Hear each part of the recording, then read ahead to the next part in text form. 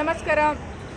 ನೆನ್ನೆ ಒಬ್ಬರು ಕಮೆಂಟ್ ಬಾಕ್ಸಲ್ಲಿ ಒಂದು ಪ್ರಶ್ನೆಯನ್ನು ಕೇಳಿದ್ದಾರೆ, ಮೇಡಮ್ ಕೈಮದ್ದು ಇಂಥವರೇ ಹಾಕಿದ್ದಾರೆ ಅಂತೇಳಿ ನಮ್ಗೆ ಹೇಗೆ ಗೊತ್ತಾಗುತ್ತೆ ಅಂತೇಳಿ.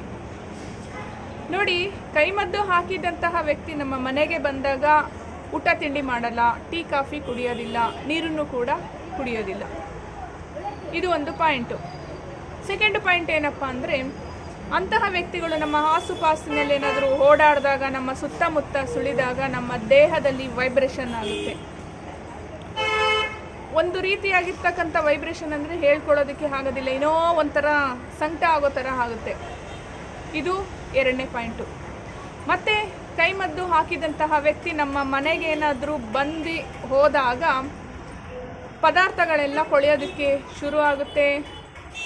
ಮತ್ತು ನಮ್ಮ ಮನೆಯಲ್ಲಿ ಇದ್ದಕ್ಕಿದ್ದಂಗೆ ಜಗಳ ಸ್ಟಾರ್ಟ್ ಆಗುತ್ತೆ. ಮತ್ತು ಇದ್ದಕ್ಕಿದ್ದಂಗೆ ಬಲೆ ಕಟ್ಟೋ ಅಂಥದ್ದು, ಏನೋ ಒಂಥರ ಬ್ಯಾಡ್ ಸ್ಮೆಲ್ ಬರೋ ಅಂಥದ್ದು, ಇಲ್ಲ ನಮ್ಮ ಸುತ್ತ ಜ್ವರ ಬಂದವ್ರಿಗೆ ಹೇಗೆ ಒಂಥರ ಹಬೆ ಹೊಡಿತಾ ಇರುತ್ತಲ್ಲ, ಆ ರೀತಿ ಆಗುವಂಥದ್ದು ಆಗುತ್ತೆ.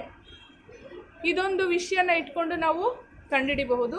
ಮತ್ತು ಇದ್ರ ಜೊತೆಯಲ್ಲಿ ನಮ್ಮ ತಾಳೆಶಾಸ್ತ್ರ ಪ್ರಶ್ನೆಯ ಮುಖಾಂತರನೂ ಕೂಡ ಕಂಡುಹಿಡಿಬಹುದು. ಇಂಥವ್ರೆ ಅಂತ ತೋರಿಸಿದ್ರೂ ಕೂಡ ನಮಗೆ ಹೇಳೋದಕ್ಕೆ ಆಗೋದಿಲ್ಲ. ಕೆಲವು ಟೈಮಲ್ಲೆಲ್ಲ ಒಂದು ಪ್ರಶ್ನೆನಲ್ಲೆಲ್ಲ ಇಂಥ ನೇಮ್ ಅಂತ ತೋರಿಸಿದ್ರೂ ಕೂಡ ಅಷ್ಟೇ ನಾವು ಹೇಳೋದಕ್ಕಾಗಲ್ಲ, ಅದ್ರಲ್ಲಿ ಬಂದ್ಬಿಡುತ್ತೆ.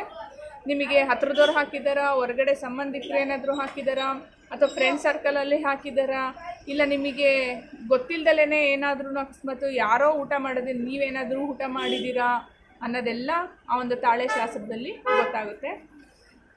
ನಿಮ್ಮ ಪ್ರಶ್ನೆಗೆ ನಾನು ಉತ್ತರಿಸಿದ್ದೀನಿ. ಹೀಗೆ ನಿಮ್ಗೇನಾದ್ರೂ ಅಕಸ್ಮಾತ್ ಪ್ರಶ್ನೆ ಕೇಳಬೇಕು ಈ ವಿಷಯದ ಬಗ್ಗೆ ಅಂತ ಅಂದರೆ ಕಮೆಂಟ್ ಬಾಕ್ಸಲ್ಲಿ ಹಾಕಿ. ನೋಡಲ್ಲ ವೀಕ್ಷಕರೇ, ಇವತ್ತಿನ ಈ ವಿಡಿಯೋ ಇಷ್ಟದಲ್ಲಿ ಲೈಕ್ ಮಾಡಿ. ಇನ್ನಷ್ಟು ವೀಡಿಯೋಸ್ಗಳು ನೋಡಬೇಕು ಅಂದರೆ ಸಬ್ಸ್ಕ್ರೈಬ್ ಮಾಡ್ಕೊಳ್ಳಿ. ನೆಕ್ಸ್ಟ್ ಇನ್ನೊಂದು ಒಳ್ಳೆಯ ವಿಡಿಯೋದೊಂದಿಗೆ ಭೇಟಿಯಾಗೋಣ. ನಮಸ್ಕಾರ.